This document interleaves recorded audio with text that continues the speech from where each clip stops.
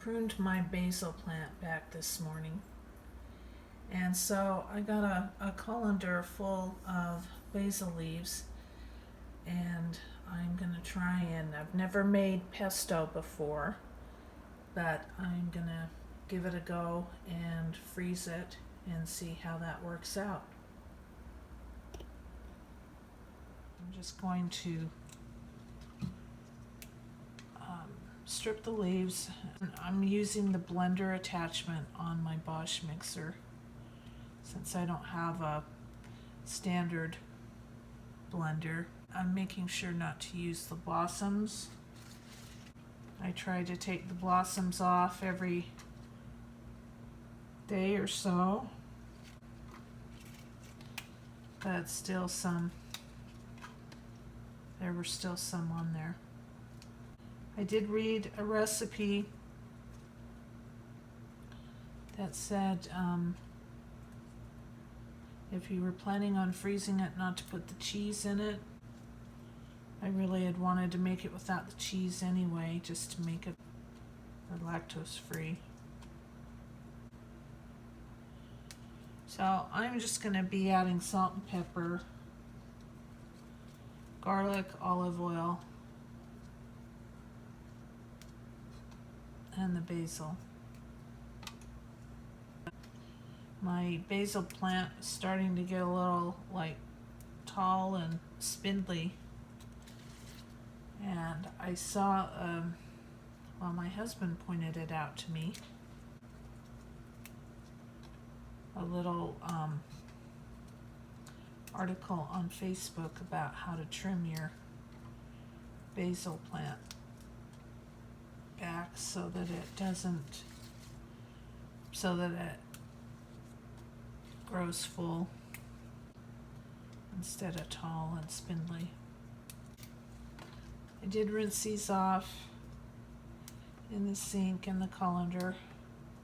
The recipe or the instructions for doing the basil said to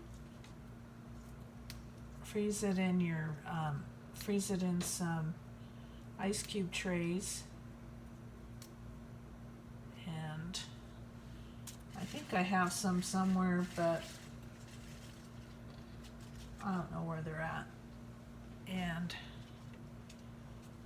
I really think once this gets really blended, there's not going to be that much to it. I have some little Rubbermaid containers that are just a little bit bigger than an ice cube tray, the well in an ice cube tray, so I am going to give those a try.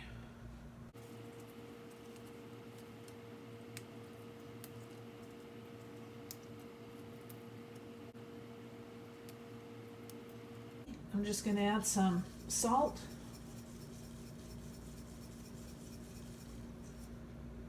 and some pepper.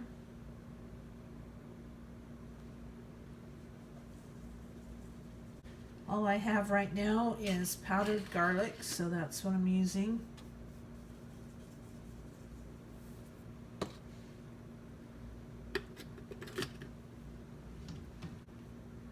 And I'm using some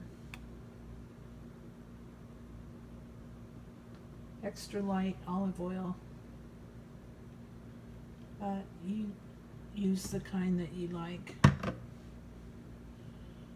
Find a lid for this.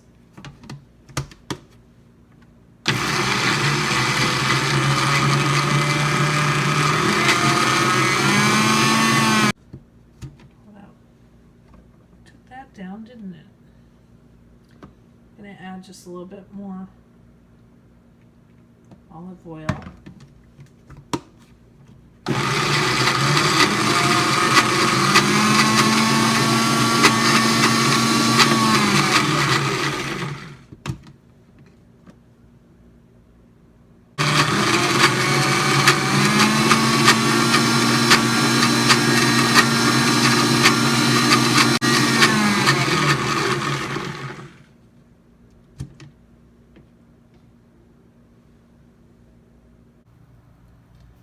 Okay, I think I got that a little too loose and liquidy, but that's why we try things. And I think it would still be good in pasta salad.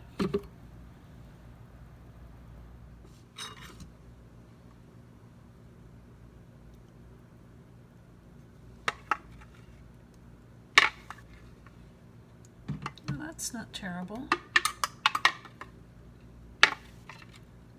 Smells garlicky.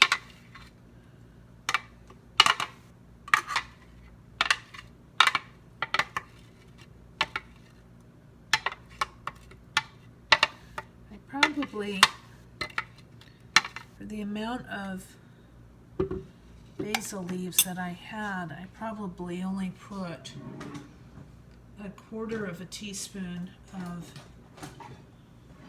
garlic powder in there. So, and it smells garlicky enough to me.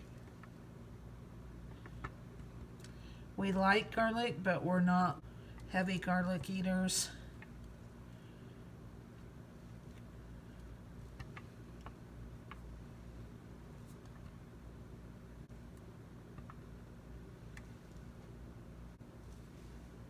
I had a smaller scraper, that's what I need, but okay. So there we have, there's still some olive oil in there.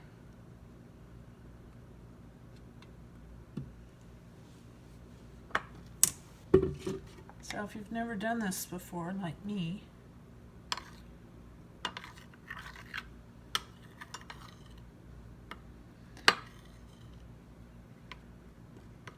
the recipe that I looked at online showed this to be more of a paste than this is.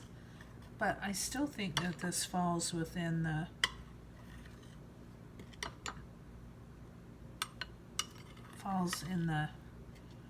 category of pesto. If you mix that up with some hot pasta, it would be really yummy. And maybe it's because I didn't add the nuts to it. I just wasn't, well, I didn't have the kind of nuts they said, either pine nuts or, oh, I do have some walnuts. But I think for our family, I wasn't feeling it. Plus, I think for our family, this will work out much better. But you add the nuts if you want. Add the cheese if you're going to use it right away. If you're going to freeze it, it's said that the cheese didn't freeze well. So wait until you make your pasta or your dish, whatever your chicken pesto or your pasta pesto or your pasta salad or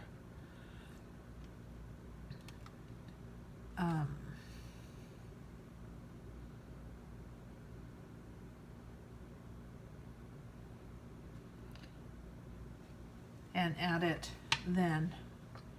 This might be really nice, like on a tomato and mozzarella salad, to make a version of salad caprese. I think this would be really nice on there without the nuts. Without the nuts and without the cheese. And then drizzle some balsamic vinegar on top of that. That could be really nice.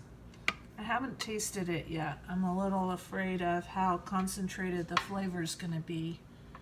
Let me rinse this out first so I don't get a green lid.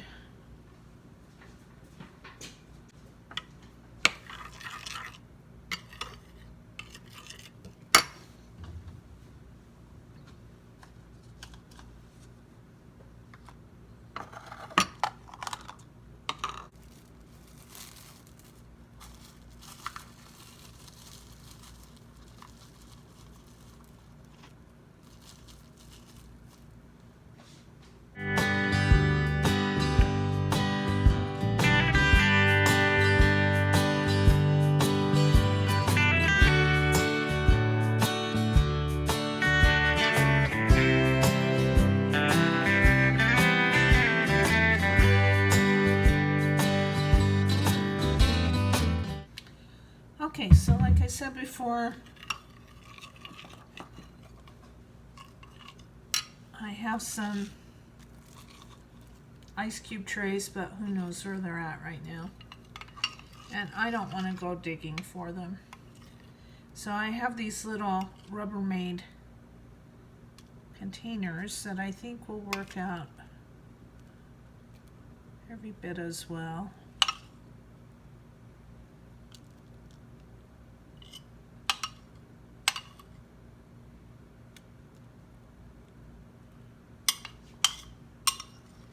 And I'm just dividing them up.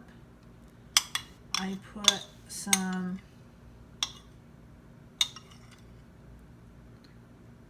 saran wrap down first because that's what it said to do in the recipe. And I still haven't tasted this yet. I kind of don't dare to just taste it straight. I guess I could put it on a piece of bread.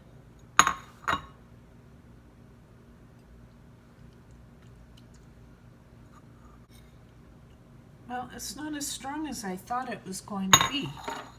So that's going to be really nice on pasta. And my daughter has a recipe. I think that she uses with chicken.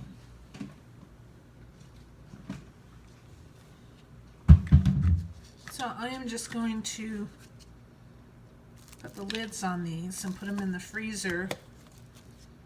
And once they're frozen, then, I mean, I could just leave them in this. But once they're frozen, I'm going to take them out,